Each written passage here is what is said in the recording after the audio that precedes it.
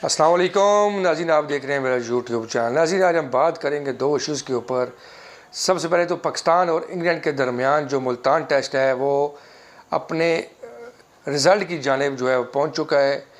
पाकिस्तान ने इंग्लैंड को जीत के लिए 297 रन का टारगेट दिया है और उसकी 2 विकेटें गिर चुकी हैं।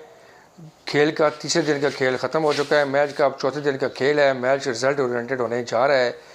पाकिस्तान को टेस्ट मैच जीतने के लिए इंग्लैंड की टीम को 297 रन से कबल आउट करना होगा और इंग्लैंड की टीम के पास अभी 8 विकेटें बाकी हैं और उनको 297 रन चेज़ करने हैं और अभी 2 दिन का खेल बाकी है। नाज़रीन, पाकिस्तान की तरफ से साजिद खान ने बहुत अच्छी बॉलिंग का मुजाहरा किया और साजिद खान ने इस टेस्ट मैच में 7 खिलाड़ियों को आउट किया पहली इनिंग्स में, जो कि एक बहुत अच्छे बॉलिंग के फिगर्स हैं। साजिद खान पाकिस्तान का एक उभरता हुआ टैलेंट है, उसको मौका मिल गया है और उन्होंने परफॉर्मेंस दिलाई है। इसी तरह कमरान गुलाम को 4 साल बाद टेस्ट मैच मिला, डेब्यू टेस्ट मैच मिला। कमरान गुलाम ने उसमें सेंचुरी स्कोर करके अपनी अहलियत को साबित कर दिया कि वो बाबर आजम की जगह पे आए हैं और उससे बेहतर कारकर्दगी का वो मुजाहरा कर रहे हैं। बाबर आजम को 9 मैचों की 18 इनिंग्स में लगातार मौका दिया गया, लेकिन वो एक भी 50 नहीं बना सके, क्योंकि रिकॉर्ड्स का खेल है।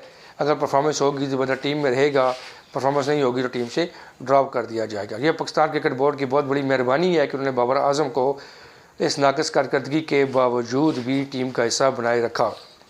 लेकिन अब हमारे पास बहुत से टैलेंटेड खिलाड़ी हैं, मौके के मुंतज़िर हैं। साजिद खान को मौका मिला, उसने 7 आउट कर दिए। कमरान गुलाम को मौका मिला, कमरान गुलाम ने सेंचुरी स्कोर कर दी और अब पाकिस्तान की टीम की इस टेस्ट मैच में अच्छी परफॉर्मेंस है, वो इसको आउट भी कर सकते हैं। स्पिन ट्रैक है, पाकिस्तान के स्पिनर अच्छे हैं। नुमान ने बड़ी अच्छी बॉलिंग की है, इसके अलावा साजिद खान ने बहुत अच्छी बॉलिंग की है। उम्मीद करते हैं कि पाकिस्तान टेस्ट मैच जीतेगा और इंग्लैंड को 297 रन से कबल आउट कर लेगा।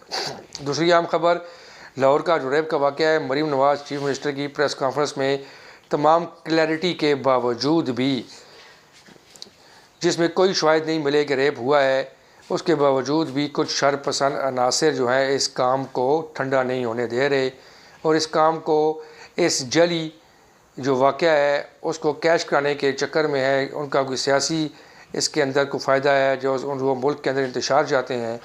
इसका दायरा कार को उन्होंने फैलाते हुए पिंडी इस्लामाबाद तक पहुंचा दिया है। पिंडी इस्लामाबाद में जो पिंडी में 6 रोड के ऊपर पंजाब कॉलेज की ब्रांच है, वहाँ पर भी स्टूडेंट ने हमला किया, तोड़ फोड़ की। ये स्टूडेंट नहीं थे, स्टूडेंट के लिबास के अंदर कुछ ऐसे परिंदे थे जो किसी तौर पर भी स्टूडेंट नज़र नहीं आ रहे थे, जिससे शकूक और शबात जो है वो यकीन में बदलते जा रहे हैं कि ये कोई ना कोई साजिश है जो इस मामले को हाईलाइट करके जड़ी तौर पर इस मामले को उछाल कर को अपने सियासी मकासद हासिल करने की कोशिश कर रहे हैं।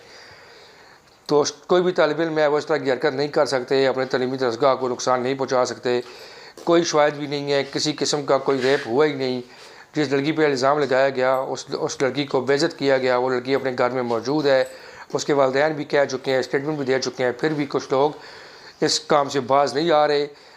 मरीम नवाज़ के वाज़ेह ऐलान के बावजूद भी अभी तक कोई भी शरपसंद अनासर पकड़ा नहीं गया, जो कि बड़ी ताज्जुब की बात है। उन मुल्क दुश्मन अनासर को ज़रूर पकड़ना चाहिए जिन्होंने इस सारे मामले को जेली अकाउंट्स बनाकर जेली तरीके से जेली वेबसाइटों के ऊपर इस बात को उछाला और उस बात पूरी प्लानिंग के साथ एक प्रोपागेंडा किया और प्रोपागेंडा करके पूरी दुनिया के अंदर पाकिस्तान की जगह साई कराई। उम्मीद करते हैं कि ये सारे जो नासिर हैं वो जल्द ही कानून के शिकंजे में होंगे। किसी किस्म का कोई रेप नहीं हुआ। जिनके ऊपर जिनको बेस बनाकर वो रेप का इल्ज़ाम लगा रहे थे, वो लोग ख़ुद कैमरे के सामने आके उन्होंने बताया कि हमारे साथ कोई ऐसा मामला नहीं हुआ, हमें इस मामले से दूर रखा जाए, हमारी बेटी को इस जली केस में ना घसीटा जाए। बात सारी ख़त्म हो गई है, लेकिन अब जो हमारे कानून नाफिज करने वाले इदारों पर मुनहसर है कि चीफ मिनिस्टर पंजाब मरीम नवाज़ की तरफ से वाज़ेह अहकामात के बावजूद अभी तक जो शरपसंद अनासर हैं वो दंदनाते हुए फिर रहे हैं। अभी तक किसी को भी नहीं पकड़ा गया। इनके ख़िलाफ़ जल्द अज जल्द कार्रवाई होनी चाहिए और इनको पकड़ कर कानून के शिकंजे में लाना चाहिए, तभी जाकर दूध का दूध और पानी का पानी होगा। वीडियो अच्छी लगे तो उसको शेयर करें, बेल आइकन को दबा दें ताकि आपको हमारी आने वाली हर वीडियो मिल सके। बहुत शुक्रिया।